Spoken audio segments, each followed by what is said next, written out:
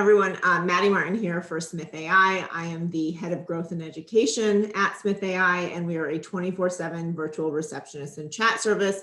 We integrate with a lot of systems for our clients, many of whom are solo and small law firms, in addition to other businesses, many service-driven businesses. And what we know is that workflows and automations and integrating with your business systems matters a great deal. We're here to help you be more efficient, profitable, productive, but having the right systems in place really makes or breaks your business, and how much you can step away and let it run itself without having to be involved in all the nitty-gritty and the day-to-day, making the most of your time, and if you have staff, their time as well. So I'm really excited to have Kelsey Bratcher here with me.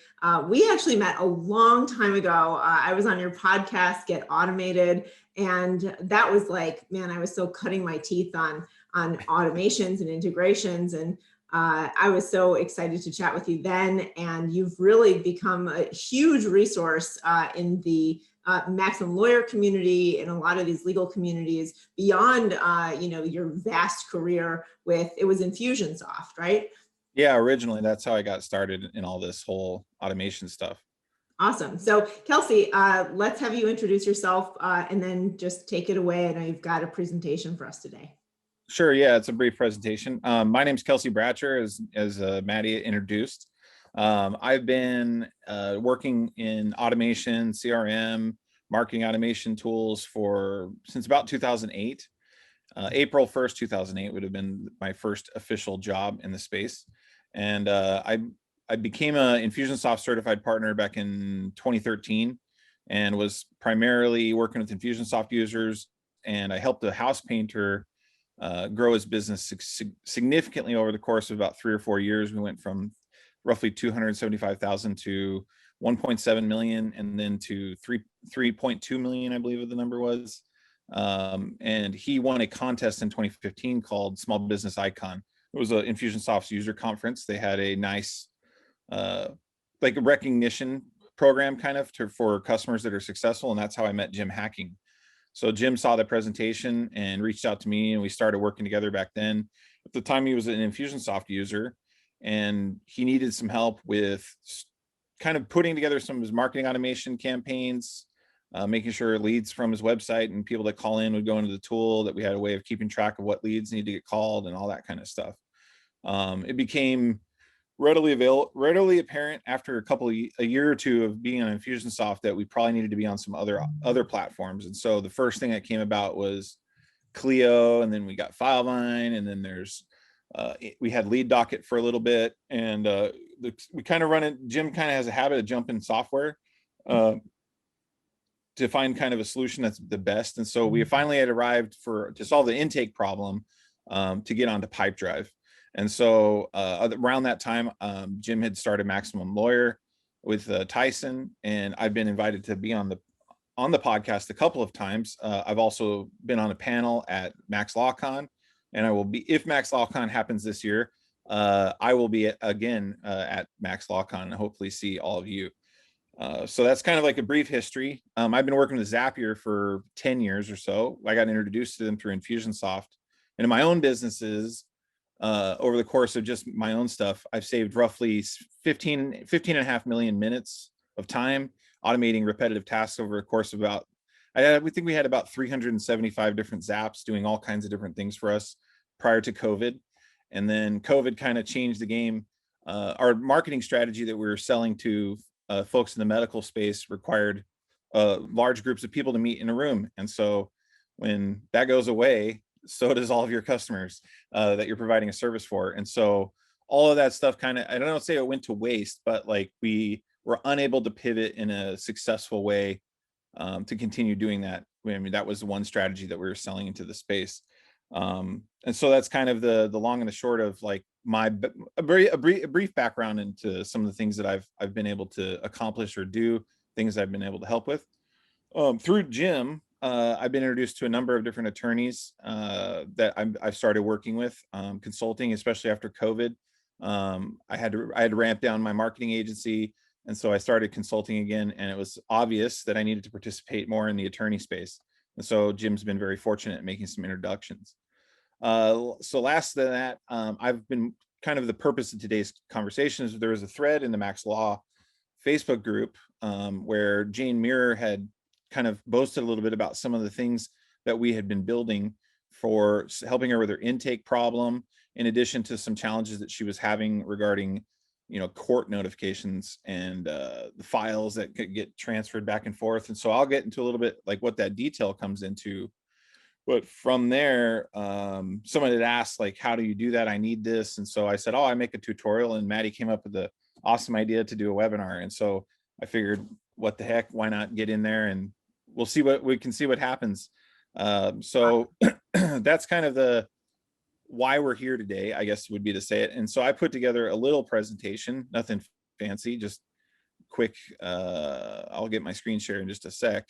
But basically, I just wanted to create a situation where I can give Jane credit for recognizing the situation. And then from there, we can get into the details of how we solve the problem. So give me a sec here to get my screen shared. All right, there we go. Okay, and present. Let's hide that panel. Present. All right, so first and foremost, I started working with Jane a couple of months ago, and she's done a couple things on her own with Zapier, and she recognized that there was this opportunity for being able to automate some of the documents that occur related to the court systems in the state of Florida and the county courts, Dade County specifically, and Broward County. If you have a pending court case, there's a bunch of notifications regarding dates, hearings, and all that kind of stuff. I don't necessarily know all the detail of that because I'm not an attorney, but for the attorneys that are listening, I'm sure that if you have a similar system in your state, or if you reside in Florida, that you've probably seen these things. So some of these are related to dates, and some of them are also related to any types of files that are uploaded to the court system. So that's one aspect of the automation opportunity that we've recognized. And so I'm going to talk a little bit about this first as it pertains to intake, because there's a handoff and a transition that actually happens. So I'll get into a little bit of background first on that. So Jane didn't have a system for storing her leads she did have a system. She was using, attempting to use Filevine for the purpose of doing intake or processing leads that come from the website and from her Acuity scheduling, and trying to get them to go from, a prospect to a new client. And the challenge is that it's a little clunky to do that in Filevine. It's more of a project management software than it is a lead management software. It's not that you can't do it, but we were running into that problem. So I'm a Pipedrive partner. And so anytime that I've had to deal with intake in the attorney space, but also outside of the attorney space in my previous work, Pipedrive has always been my go-to solution for doing the sales activity. So how this pertains to intake is when we convert a client over, or we convert a prospect into a client by winning the deal or getting a fee agreement signed, a representation agreement, or what have you, we need to be able to do some preliminary stuff to set up that client information. So in her case, we need a Google Drive folder. We need a couple of other things. So I'll go ahead and get into it. So the first challenge that we have to solve when a new client comes on board and being able to continually serve that person is there's a manual process when one of these emails is received with these documents, and it can have they all come with attachments. So it'll be an email, it'll have like a description of the court case number and a bunch of information like that. From there, there will be a table or an index that has pleading or name of the internal naming of the document, what kind of category it is, and then the actual file name. And if it has 5 files, there would be a table with 5 rows and 2 columns kind of explaining what that is. And then there would also be 5 files attached to it, and they would be matching the order. And so she recognized that she could probably get this stuff organized automatically. And she had worked with a prior vendor before that had something kind of working just with the built-in Zapier features. But the biggest problem is that the thing that we were trying to solve was that all these things come in at random times. So unless you're staying diligent and checking your inbox or outsourcing it to a virtual assistant or something like that, it gets kind of clunky. So what's involved with that would be looking at the email, downloading all the files, locating your client's Drive folder, renaming all the documents so that they match according to the descriptor in the email for like the internal name that the court uses for the document or how it was categorized. Then it would take renaming the documents to match that, updating a document that was being used to keep an index of all those files. And then also, being that it's extremely time consuming, that these are very critical documents. And it's more importantly, it's very manual. So, let's just say it takes approximately 5 to 10 minutes to process each one of these messages.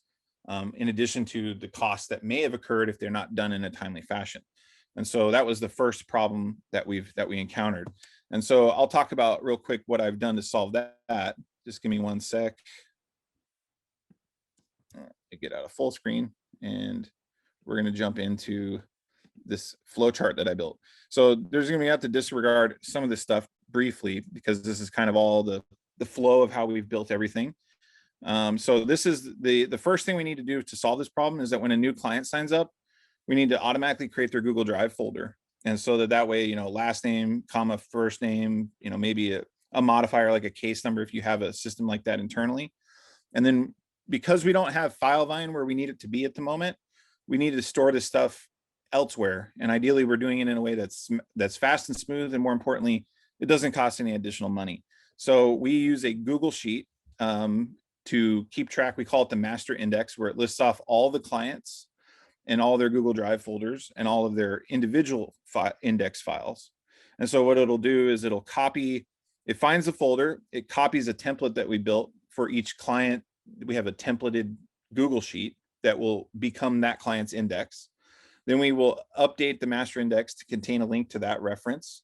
And then the master link will also contain, it looks like I got that on there twice, but basically the link to the folder for that client and a link to the document that we're trying to update.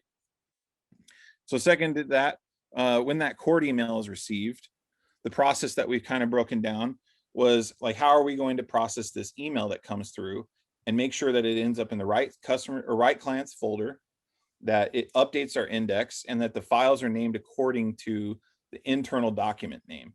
And so that way they can be referenced. And then also we need them to be date and time stamped so that way we can sort them chronologically as to when they were received. And so it's kind of I'm describing something that I believe that a lot of you are probably familiar with whenever you receive mail, that this is a very similar process that you would do. It's just done digitally in this scenario. So we built a Zap and we're using a couple of different tools, and I'll explain kind of how the flow works first. And then I'm going to look at some of the tool configuration of how we use that. So the first thing you'll notice is the court email is received, and this is the section we're paying attention to right in the middle. So there's a couple of things that have to happen. So the first thing, we're going to receive the email. Well, the court's going to be notifying, in this case, Jane, right out the gates, like she's getting the emails from this, right? So we don't want to mess with where those emails are coming from, because we want to have a chronological and historical retrievable way for her to do that. Obviously, you can route those to other places if you have more than one attorney, for example, or what have you. But in our case, we're going to be just taking those emails that are going to Jane, and we're setting up a Gmail filter to forward those to a tool called mailparser.io. And so what Mail Parser is it basically can take an email and its attachments and process them. So it can extract things like, in our case, we want to get the court case number, the client that they're working with, a couple of other variables, and I can go into the detail what that looks like. But we need to get that, and then also the table that I mentioned that contains like the internal, we'll say, index of what attachments are attached on that email. And so the Mail Parser handles that for us. Originally, Jane had attempted to use Zapier for this purpose. There's a couple issues that we ran into. Zapier's Mail Parser is not adequate for this purpose. It will fail you if you were to attempt to use it, meaning that's the free solution. And then the secondary component is if you're using a Gmail trigger in Zapier, if you connect too many stuff to Gmail, Google has a threshold where they only allow a certain number of things to happen at a time. And so it's a problem when you have a lot of these things happening at the same time. You basically gunk up your Gmail trigger or capability or Gmail API, and it becomes unusable. And so it created a barrier. Like, we needed more than one of these types of automations. And so we needed to kind of offload some of that work to another tool that's built for that purpose. And so that's how mailparser.io came about. So one quick note about mail parser is it's relatively easy to use. It's relatively inexpensive considering the type of tasks it can solve for. And the last thing I'll say about it is it can actually deal with the attachments that an email has very, very nicely, so that you can actually work through them in a programmatic way using something like Zapier or a variety of other techniques. So the first thing we're doing is we're going to extract all the information from the email, and then all the attachments are basically a reference to all those attachments. The next thing we need to do is get the table that I mentioned, and I can actually show you what that looks like. Let's get into mail parser, and then that way you can kind of see what this looks like. All right. Oop. That says Jane, right? Yeah. Okay, just there we go. Okay, good. I was worried. I'm like, did I have a password issue on a live presentation? Okay, so we'll go into the Dade County, or we'll go into Broward County first, because that one doesn't have any real stuff in it really. At this time, there hasn't been any notifications since this has gone live, but we can go ahead and get into the email template itself and kind of show you how this works. So the email template that we're getting is going to look like this, or it's basically got like all this kind of stuff, I guess would be the way to say it.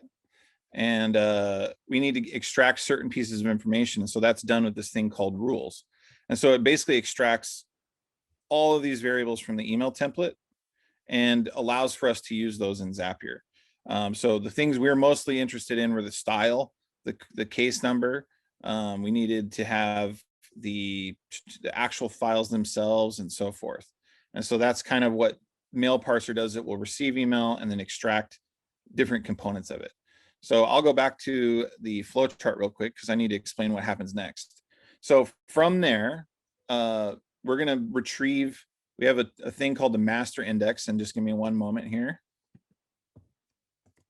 Master index. I'll pull up this file for you and then give you the ability to kind of see what we're looking at here. So this being the master index of the document that we're trying to look at. And so you can see this is a list of clients, we'll call it. And then we got Google IDs, we got links to all their folders and so forth. And so that is the master index, which stores all the information that we need to be able to use for processing these emails. So the first thing we're going to do is with that court case number, we're going to use that because it's the best unique identifier to locate which client we're trying to work with. And if there is no court number, then we need to do something different, right? Like meaning that maybe we haven't updated that sheet, or in the event of, I don't know how a court case number would change, but it might. That this needs to make us aware that happens. So we're using a notification to go to Jane and to her team to let her know that, hey, we tried to process this email, but it failed. And so this is what you need to do. And we're going to probably build out a more robust process for what to do in that scenario. But on the back end, what we're going to be dealing with is getting those files, organizing them in such a way, and that's what this flow chart's outlining. So the location of the client pleading subfolder is what we need to retrieve from that Google index. We need to break apart some of the stuff, and that those are done using a formatter in Zapier. And then we need to loop through, you know, if it's one attachment, it only needs to happen once. And if it's 10 attachments, it needs to happen 10 times. And so Zapier has introduced a new feature called looping that lets you process through a random number of iterations that you would have to run on one of your flows. And so it's a newer feature that Zapier like literally released probably like 2 weeks before Jane asked me to help her solve this problem. And so had it been 2 weeks prior, we would have had to use a different tool. But Zapier has made that available to us. And so that was kind of a really cool thing. So I'll show you the Zap real quick if you're interested in seeing that. I believe. No, this is Jim's account. Apologies.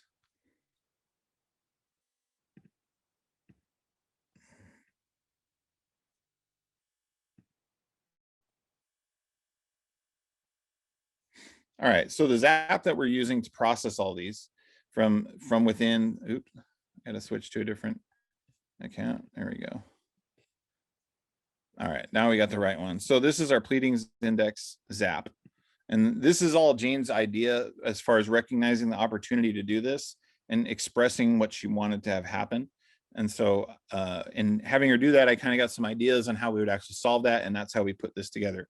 So the first step is our emails parsed in Zapier. Then what we're doing is we're going to be retrieving the court case number from that Google sheet that I mentioned and showed you. And then we have what's called paths. And so this is where I mentioned that if we don't have a court case number that matches the email, then we need to know that that happens so that we can, a course correct in the event that happens. And so that is the option B. And so the way that we're doing that is we're filtering those based on whether or not that Google sheet returns a value or not. Meaning like we tried to find it, it didn't. If it, in this case, it's true, then we would move forward. And so in this, we will go and find the folder in Google Drive. And then there's some of the URLs that I had mentioned. We need to use a tool called Splitter, and it's a formatter. Under format, you can split a text string by a certain comma or value. In this case, it's going to be a new line. So it'll give us a list of all of the URLs that would be attached to that email, whether it's 1 or 100. And then the next thing is we have some file name stuff. I have to manipulate the text to correct the file names. And so I'm extracting that information from the template and then using a similar technique to create line items inside of Zapier. And then this is where that looping magic begins. So Zapier's looping feature requires you to have what's called line items or comma separated values, or there's a variety of ways to do this. But basically what it does is it'll go through based on the number of times the thing happens. So in this case, we have, let's say, 2 attachments. Files would represent URL 1, URL 2, and so forth. And then title would be the title of the file name of the document. And so it'll split those apart. And then we have it actually trimming out what's called white space, where it's like extra white space before or after certain characters that we don't need. And then the last thing that will happen is we'll upload that file to Google Drive and rename it appropriately. So using the variables from our loop, we're going to, we have our Google Drive index folder. We have the name of the document, or the path name to the document, meaning the URL that if you were to click on it, it would download it. And then we have the file name itself, which is inherited from the table that I mentioned in the email before. And so once that happens, we're going to update the client's individual index and list out all those documents, adding a new row to the spreadsheet every single time and containing links to those documents. And so I can't show you this because it's set up in such a way where we have, let's say 100 clients. Well, that's 100 different Google Sheets that we're working with. And so we're doing this dynamically so that way, client A and client B and client C, we don't have to have 100 zaps. We can have one zap that will dynamically route our spreadsheet updates, if that makes sense. And so that's the first problem that we've solved. And so far we've done this, and we've had a couple folks, case numbers that we needed to update to make sure match our cases. And then we also have our process for when a new client's going to be signing up, that it should be generating a Google Drive folder and then getting that master index up to date, at least with the client information, because in Jane's situation, she doesn't necessarily have a case number right away, depending on what side of the equation that she's working with. But as soon as a case number is obtained, we want it to make sure that it's on that sheet, because that's going to be, as we receive notifications, all those notifications are going to be coming in and needing to be sorted to their appropriate place. And so that's how we're dealing with what we call the pleading index. Is it's a series of kind of creatively using these things. One thing I will add is when we have Filevine up and running, that there may be a combination of either what we've already built in Filevine, or we may just transition entirely over to Filevine. She had mentioned she was apprehensive about having the files themselves stored in Filevine. So what we might end up doing is having the Google Drive links be stored in the project as opposed to on a Google Sheet, or they might be in both places, for example. So the next issue. Kelsey, can I stop you for just one Yeah, second? go ahead. Sorry, I've been talking for way too No, long. it's great. I don't want to slow you down. There's just a question that came through around all right, a lot of the examples so far all the examples have revolved around Google Drive. What about OneDrive? And then also, what about things like Dropbox or Box or other document, data storage solutions? So we'll say theoretically it would be possible. I ran into some issues using Dropbox and Zapier. It's not as flushed out as like Google Drive is. And I've not attempted it with OneDrive, but based on my understanding of OneDrive, you could swap out, you wouldn't be able to, I don't know how the Excel, let's just say use the Google Sheet for the index or an Airtable or something like that. And then you would use OneDrive instead of Google Drive for the folders. The biggest problem with Dropbox is that it's hard to do some of this stuff because of the way that they've set their API and their Zapier integrations up. And so it would be a little bit trickier to deal with than Google Drive, but OneDrive should be fine. And then if you would prefer to use something other than Google Sheets, I would recommend Airtable over Excel, because Excel, I think Excel's, so Google Sheets is really good because it's only online. Excel is kind of in both places.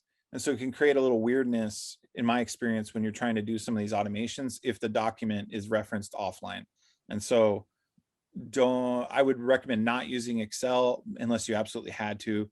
But you could, like I said, you could also use a project management software, or like I said, Airtable, which is a database, like a visual database tool that could replace the Google Sheets if you're adverse to Google, for example, and be able to accomplish the same mission. And to tease that out a little bit, so you're basically also saying, you know, you could have your, sorry, they're squeaking in the background that you might hear. I have a new puppy. So right. The one thing that I want to clarify, when you said, you know, if there's two instances, it could be the case that I'm working on that document in OneDrive. I haven't synced with the online drive and the versions actually don't match. Is that sort of one of the potential issues there? Yeah, and I mean, the thing that I noticed, I mean, I haven't messed with Excel in a long time with Zapier, but the last time I did, there wasn't as many features for finding, it wasn't as clean to use as for like searching through a list of rows to find a value, like a court case number, for example. It's not that you can't do it, it's just that my experience, I don't have the experience to confidently say you can for sure do this. But I'd be willing to try if somebody has Excel and they want to do the same thing and they have questions, just reach out to me on Facebook. That's going to be the easiest way to go. And I can either point you in the right direction, or we can have a more in-depth discussion. Not a big deal. I'd be curious to find out though, but I know you may run into problems with Dropbox, specifically with the creating of folders and in the right order and storing them. They have a weird, their stuff is weird in my opinion. And so I try not to use it. If I can avoid Dropbox, I do. So there's one more question. So can Zapier create a folder on an on-premise, like physical location-based server, not a cloud server? So theoretically, but that would be all relative to the services that you would have hosted on that server. So you would need probably like a bridge. And I'm unfamiliar with a lot of on-premise equipment, just because everything that I've been doing is all cloud-based for so long. But you can open up, if you're using like Microsoft Server or some product like that, there's usually ways to open up, and then sounds probably complex, and it kind of is, but your IT guy or whoever you work with to set that up can provide you a service where external tools like Zapier can facilitate file transfers, or can receive webhooks is what you probably end up using. Or maybe it's a database, right? But theoretically, it would be possible to do this, but it may be a little bit, it's not going to be as clean, because there's going to be, how I say this, there are variables in that equation that may make it more complex or more expensive to do something like this. And by more complex, I mean fixing problems with it isn't going to be as easy as you would in this like a cloud environment, for example. Got it. Okay, thank you. So that would be a scenario. Now, there's another way to think about this as well, and that would be like if you're using Filevine and you had like Filevine, each project has a project ID or a project email address to it. So in theory, you could actually forward this stuff to the Filevine project, and then now you have it in Filevine, it can be dealt with there. Or if you have some other external storage like locally, and you're working with something like Filevine, that's another way to think about it. So the other problem that we'll move on to had to do with dates and appointments. So oftentimes, from what I understand, the court sets the appointments. I mean, you can make a request or whatever, but you can't just go and like grab a meeting like you can on a Calendly. From what I understand, it's not, there's other factors at play there. And so in which notifications are sent to indicate when these dates are and when what they are, the start and end time, the location of the appointment, if it's a physical physical presence required or that kind of thing. So these emails come in. There's cancellation notifications that can happen as well. So like a meeting is here and then it gets canceled later and so forth. So it requires a lot of manual back and forth of updating calendars, a Google Calendar in our case, to make sure that that happens. So the last thing you want to do is miss one of those appointments. And so we constructed a very similar workflow to what I described before, except instead of storing the information, we don't necessarily need to interact with the court case number or anything like that. We just need to get the purpose of the appointment. We need to get the details regarding the appointment, like the start and end dates, and we need to add them to Google Calendar, and we want to color coordinate them so that way if an appointment, because like an appointment is canceled, we still want it to be on our calendar. We just want it to be a color that would indicate that you shouldn't have to be there and that the title of the document is canceled. So we'll go into how that was constructed next. And so this one is actually a lot easier to set up because it doesn't have to have the Google.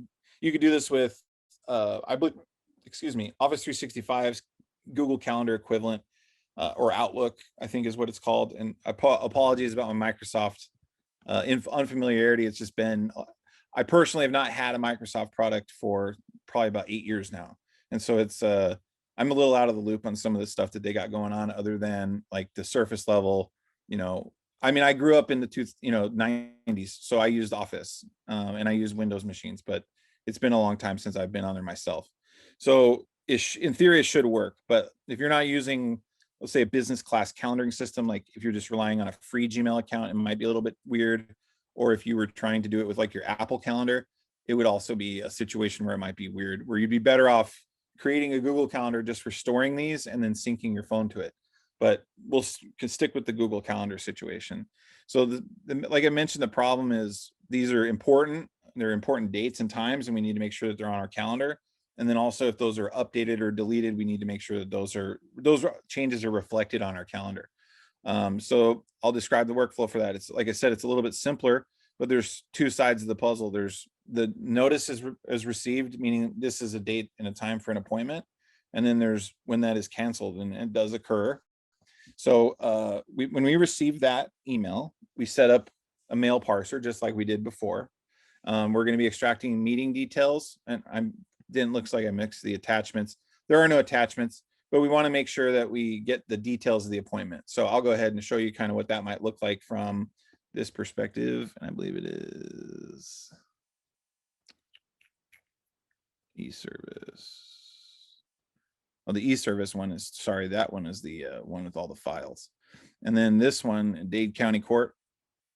So the rule, the things that we're extracting before, we're going to be getting the date and time. And the weird thing is that the Dade County Court systems notifications look different than the ones for Broward County. And so we had to build a separate one for each county, but that's not a big deal because you're literally just cloning the template and then going from there. So we're getting these variables from the email template, and basically like dates and times, the style, motion, who the scheduler was, internal or external, or like, whether it was Jane or the other opposing counsel, the date that it was created. There's a little COVID-19 blurb, as I'm sure you'd imagine. And then we actually get the start and end date twice in this particular message because we need the gap to be able to be displayed, like meaning start time, end time. And then we also want it to be able to use the start time and end time to be able to schedule our calendar appointment. So I'll go ahead and show you what that zap looks like now, which I think is probably going to be more useful. So we'll start with, we'll go with the Broward County. This is the updater. Okay. So when a Broward County schedules that appointment or that calendar appointment, mail parser runs. And the big thing that we've done is because the emails come in, where the only thing we have to go off is the status and whether it's canceled or not. So if the status does not equal canceled, then we will continue with the zap. If not, our canceled one will only allow canceled ones to go forward. And it has to do with, we don't want one zap that's going to kind of flip-flop both things. So then the next thing we need to do is in this particular situation with Broward, we need to bust up this time into two different values. The Dade County Court one worked better, if I recall. And so we're basically going to be splitting up the text, which is a common formatter that I use to split text, filter text down and do that kind of thing. So in this case, we're going to be splitting off of a space and a hyphen and then another space, because that's what separates our two beginning and end time, or start time, end time for that appointment. So then we need to adjust the time zone because there's some weirdness when you get into times and you're doing automation, is that the Dade County Court, or whatever, Broward County Court, they're on Eastern time zone and we're on Eastern time, or Jane's on Eastern time zone, but Zapier is on UTC, right? And so when you try to feed it whatever time it is in Eastern, it tries to figure out what it is in UTC, and so it's off. So if you were to take that then and try to add it to your Google Calendar, it would be like maybe tomorrow instead of the right day. And so we need to adjust for the time zone of that timestamp, because we don't necessarily have it. So that's what this does. It fixes the start time and the end time. And then once that's completed, we're updating the Google Calendar. So Jane's work calendar will include the motion and the style. And then we'll drop in a bunch of stuff about the case, all the details that was in the description there. And then you can see our start time and end time. And then what we're doing is customizing the color. We're using, I don't know what color this is. I think it's blue. I can't do hex in my head. I'm just remembering that. So this will produce a calendar appointment on her calendar, and that's basically the end of the zap. And so that is the first part of this. And a similar one is constructed for Dade County. The only thing that's accounted for is that there's slight differences in the emails that the mail parsers parsing out. And so that's what we're doing there. So I'll show you now the canceled scenario. So when a Broward County is canceled, it's a very similar process. We receive it parsed. We're filtering it this time to only contain canceled, so that way we don't want any notification, just ones that include the word canceling. And then we're going to format the text just as before, correct the start and end date. The big difference here, and this is actually something you can do with Google Calendar. You can do this other stuff too, but I'm pretty sure this may be a Google Calendar thing that you may or may not have known of, but you can actually find appointments on your calendar with attributes. So what we're looking for is, we know that the case number, and that will find the search term, the case number in that template. And then we will restrict it to only a start time and an end time. So it will allow us to locate the appointment and then clear it out. And so these are settings that I've determined in advance that will probably get us to the finish line, meaning that we don't want to have any false positives occur. But this is something you may need to tune if it's not strict enough to, I mean, if it was editing, like if you had more than one entry on that date and time for some reason, it wouldn't know which one to do, and it would take probably the most recent created, if I'm not mistaken.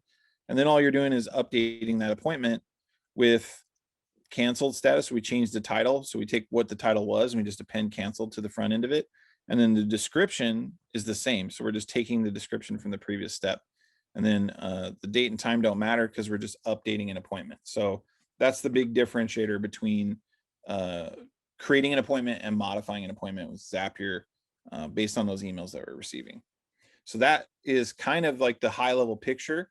I mentioned before, it's a little harder to show, but basically whatever tool that we're using, and in this case, we were doing nothing before and then transitioning into Pipedrive, that transition can be what sets in motion like the start of all your stuff. So creating all your folders, duplicating any files that you repetitively use, new client welcome emails or series and things like that. And that was like, all this stuff's going to pivot off of that action. So we created a standardized way for us to transition prospects to clients. And in doing so, this allows us to branch off all this stuff. Now, the calendar thing, you could do this without having to do any, basically all you need is something to parse the emails and go forward. And so that's kind of the high level of everything that I've got for today. Awesome. Kelsey, thank you so much. I think, if anyone is here and they're thinking, how else can I use this, for lead screening for email nurture drifts, like triggering those. Sorry for the noise if you can hear that. And other sort of solutions for your business. Maybe you're requesting reviews. Maybe you've got an exit interview survey for clients. Those are all things that you can do or trigger, initiate through Zapier, as long as the rest of the components play well with Zapier, right? It requires being able to access this data. So, what Kelsey is showing is that all of these tools and many, many others, including Smith.ai, will offer up that access to those fields, those inputs, whatever it is. It could be a name, a phone number, a calendar event. If you can access it, then you can do something with it. So if you're interested in having Kelsey help you, or exploring, ways to improve your workflows and make sure that things happen consistently every time, I encourage you to get in touch with him. As he mentioned, Facebook is a great way to get in touch. LinkedIn or email probably also works. I think it's just Kelsey at hiredgunsolutions.com, right?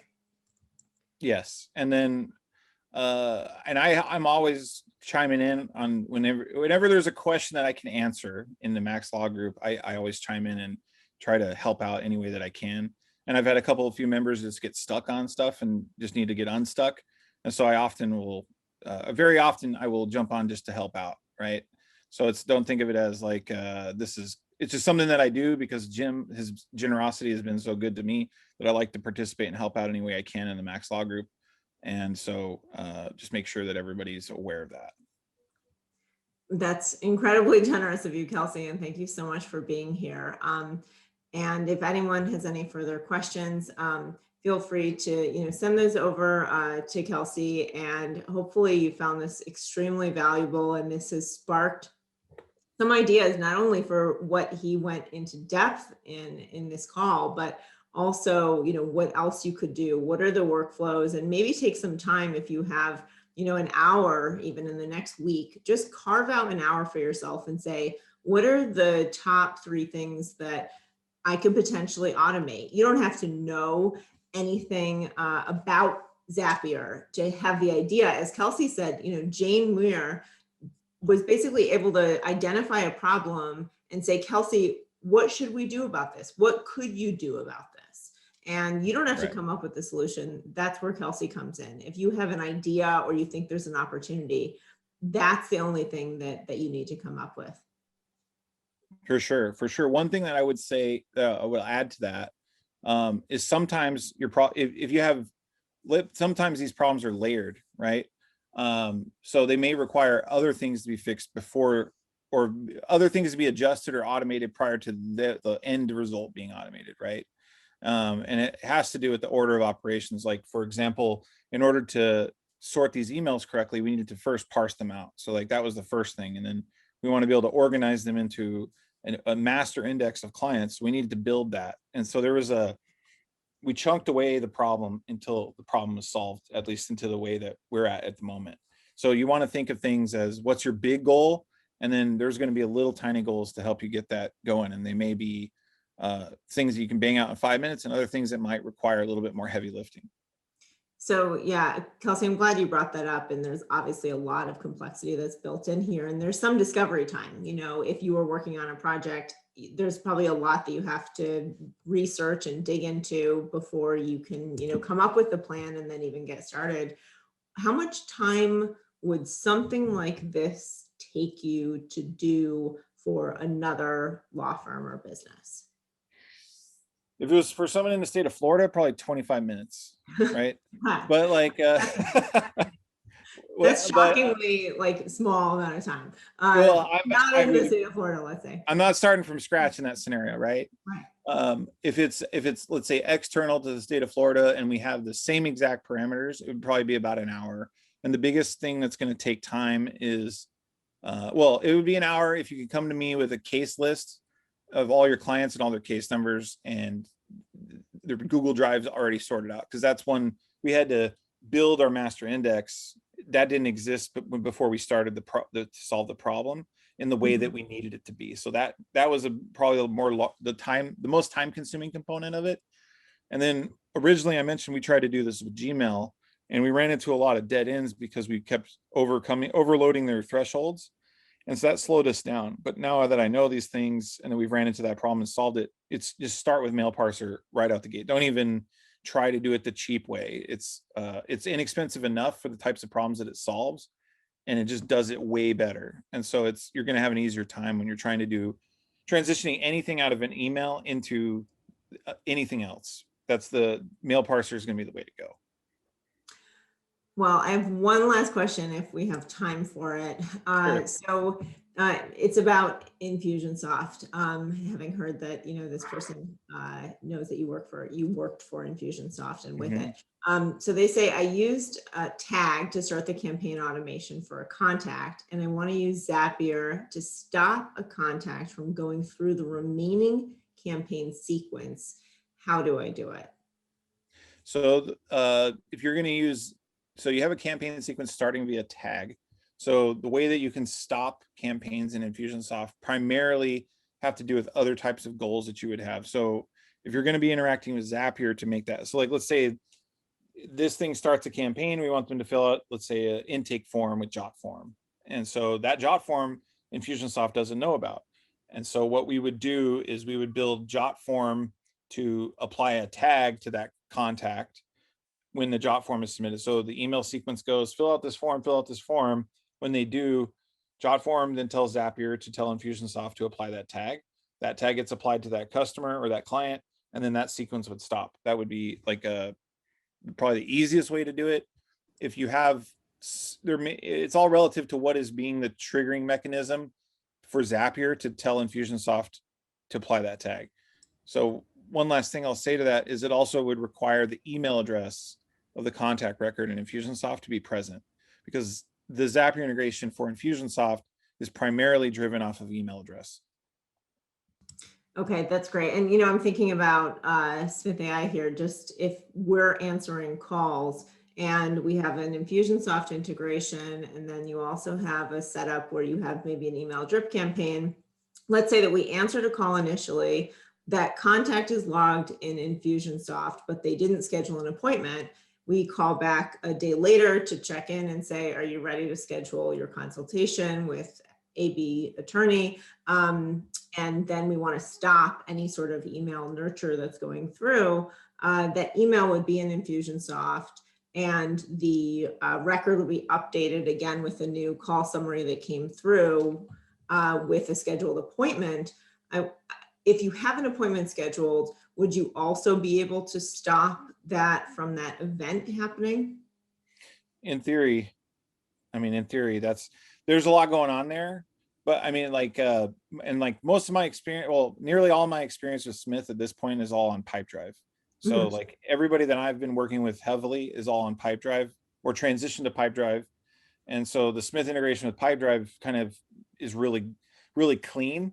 And so we don't have the same issues that we might have in Infusionsoft, where in Infusionsoft, there's like email address problems and things like that. So in theory, what you're describing, I believe, could be accomplished, but it's a little bit trickier than just starting a sequence and having it stop. You'd have to make sure that you're accounting for, if I were to understand it correctly, the Smith initial call sets in motion a contact creation, which then also applies a tag or whatever, and sets in motion a marketing campaign.